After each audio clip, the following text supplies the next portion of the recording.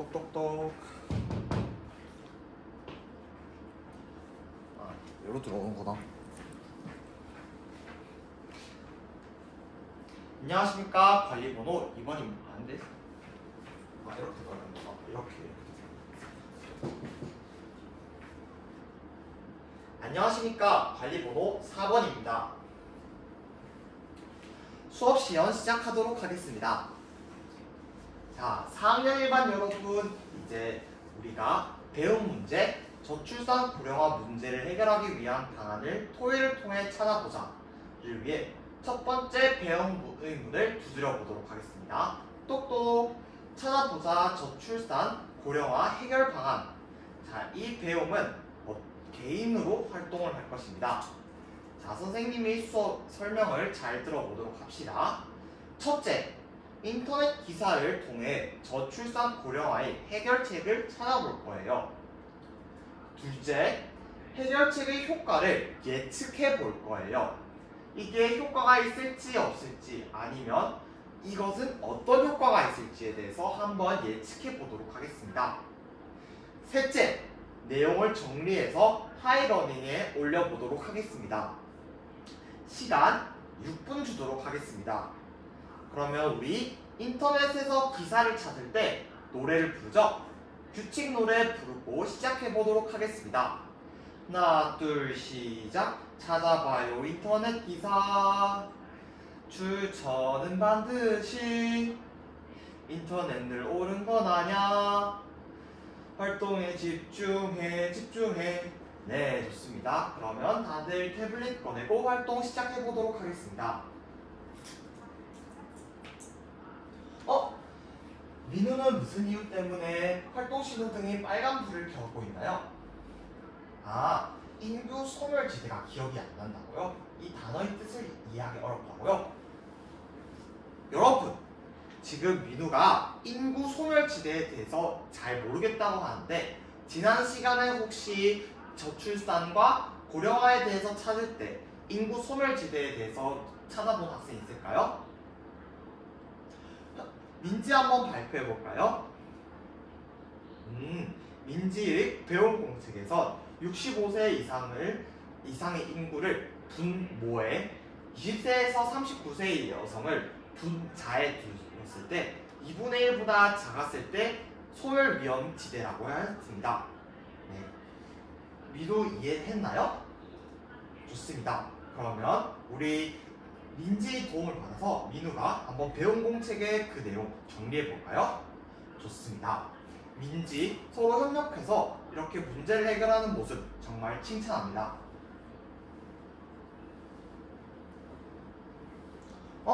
건부는 무슨 이유 때문에 활동 신호등이 빨간 불을 켜고 있는 걸까요? 아, 이 활동이 너무 어렵다고요? 그러면 짝꿍 현준이와 함께 토의를 통해서 어떤 방법이 있을지 함께 이야기해보는 건 어떨까요?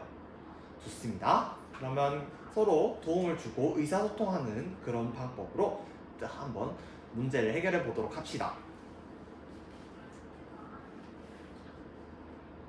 여러분, 시간이 다 지났는데요. 여러분들의 활동 신호등이 전부 초록불인 것으로 보아 활동이 모두 끝이 난 것 같습니다. 눈은 반짝, 귀는 쫑긋. 선생님을 봅니다. 자, 그러면 우리 한번 발표해 보도록 하겠는데요. 하이러닝에 어떤 내용이 올라왔는지 함께 살펴보도록 합시다. 삐. 자, 혹시 발표하고 싶은 학생이 있을까요? 은지 한번 발표해 볼까요? 은지 내용 함께 보겠습니다. 아, 은지는 저출산을 해결하기 위해서 임신 댄스에 대해서 하는 이야기를 해주었는데요. 이것은 효과가 없을 것 같다고 이야기해 주었습니다. 그 이유가 무엇인가요? 아, 춤을 춘다고 해서 결혼을 하는 수가 늘어나거나 아기를 낳는 수가 늘어날 것 같지는 않다고요? 좋습니다. 이렇게 비판적으로 우리 해결책을 생각하는 자세 정말 좋습니다. 혹시 다른 학생 있을까요? 지원이 한번 발표해 볼까요? 아, 지원이는 실버 일자리 산업에 대한 기사를 찾아보았는데 이것은 65세 이상의 노인분들이 도움을 받기 정말 좋다고 생각한다고 합니다. 이렇게 일자리를 통해서 사람들이 노동력을 활용할 수 있다는 것에 정말 좋은 현상이라고 생각한다고 하네요. 좋습니다. 그러면 이 내용을 바탕으로 두 번째 배움의문 한번 두드려 볼까요? 똑똑! 생각해보자 저출산 고령화 해결 방안. 이번 활동은 모둠 활동을 하도록 하겠습니다.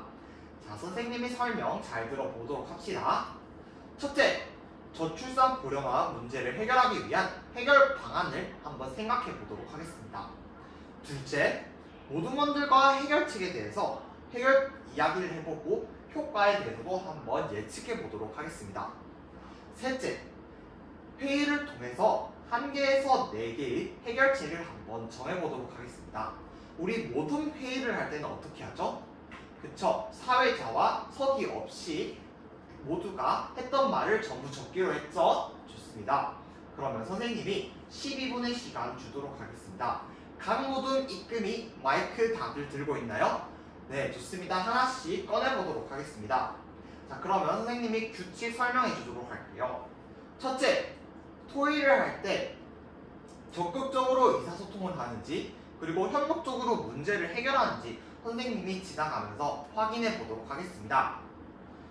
둘째, 내 의견이 소중한 만큼 다른 모둠원들의 의견도 소중하다는 것을 꼭 잊지 않으면서 회의를 해보도록 하겠습니다.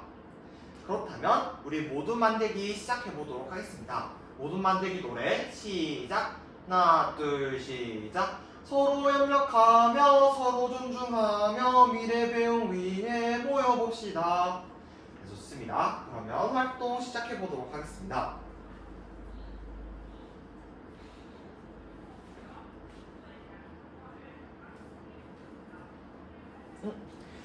기인이와 수환이는 무슨 이유 때문에 서로 다투고 있는 것인가요? 기인이 생각에는 수환이의 해결책이 효과가 없을 것 같다고 생각했는데 수환이는 자꾸 수환이의 의견을 몰아붙이고 다른 친구들에게 발언권을 주지 않는다고요? 그러면 선생님이 이 모둠을 위해서 3모둠을 위해서 여기 모래시계를 준비했습니다. 이 모래시계는 1분 30초 모래시계인데 이 모래시계가 수환이가 말을 할 때는 이 모래시계를 돌리고 모래시계가 다 끝날 때까지 말을 할 수 있도록 하겠습니다. 그리고 여기 한 장 카드 규칙을 이 3모둠에서는 적용하도록 하겠습니다. 한 장 카드 규칙으로 수환이의 의견 하나만 활용할 수 있도록 하겠습니다. 우리가 활동할 때 뭐라고 했죠? 1개에서 4개의 의견을 만든 해결책에 대해서 이야기하기로 했죠? 그러면 수환이의 의견은 1개만 이 한 장 카드에 한번 적어서 정리를 한 뒤 모둠원들에게 이야기를 해보도록 하겠습니다. 그리고 이 한 장 카드를 3모둠은 해결 방안으로 한번 넣어보는 건 어떨까요? 좋습니다. 이렇게 서로 의사소통하고 협력적으로 문제를 해결해 보도록 합시다.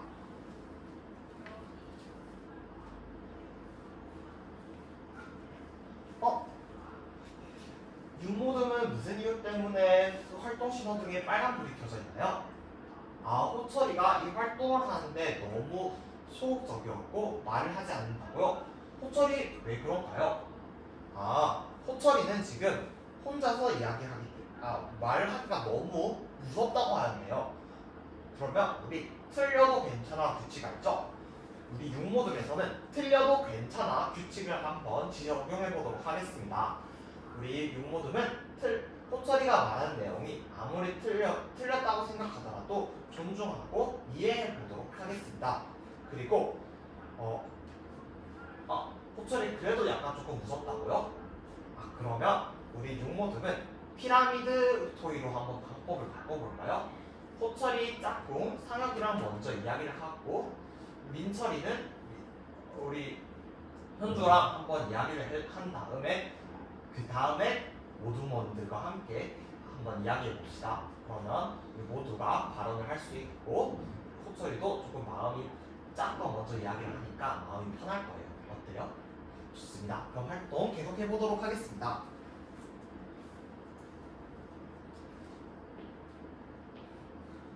여러분 활동 신호등을 모두 보니 초록불이네요. 모두들 활동을 마무리 지은 것 같습니다.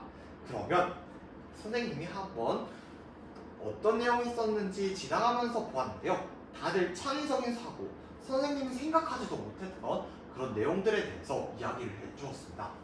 이제 세 번째 배영의 눈을 그러면 두드려 볼까요? 똑똑!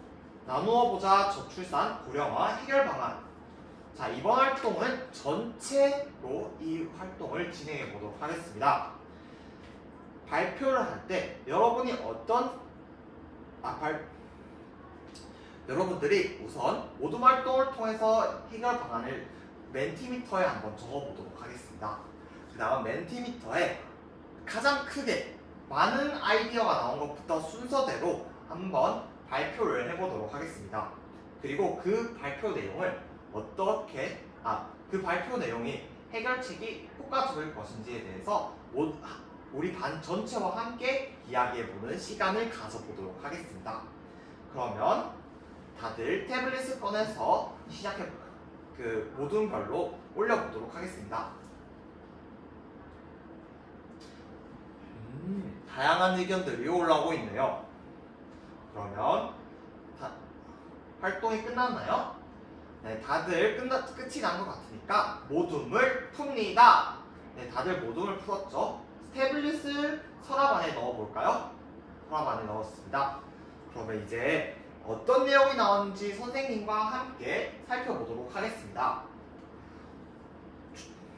출산 시 집을 제공한다.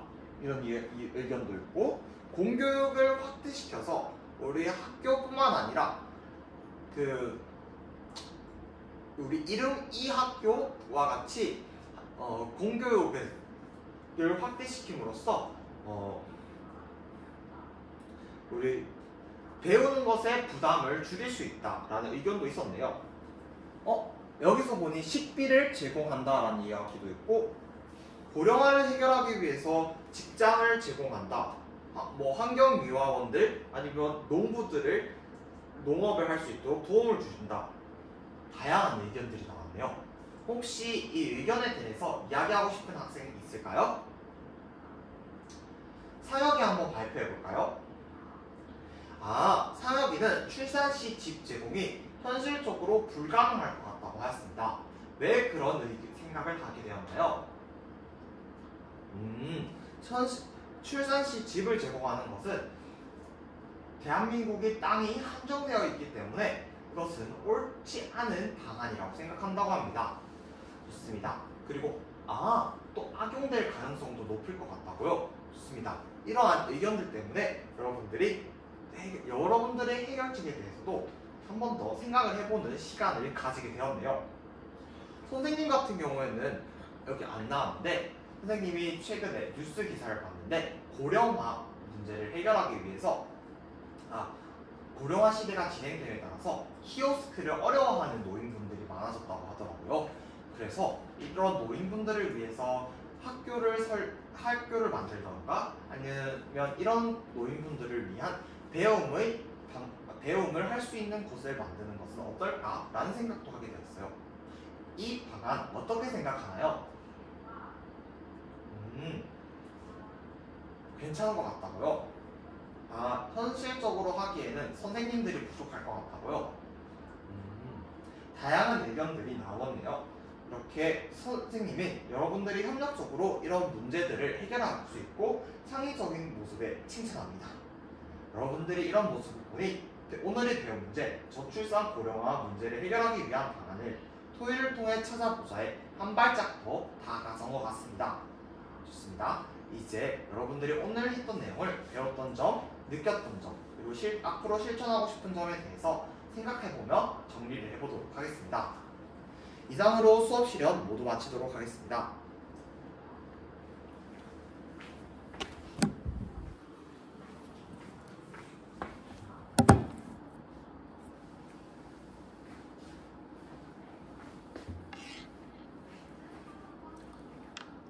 이 방향 맞나?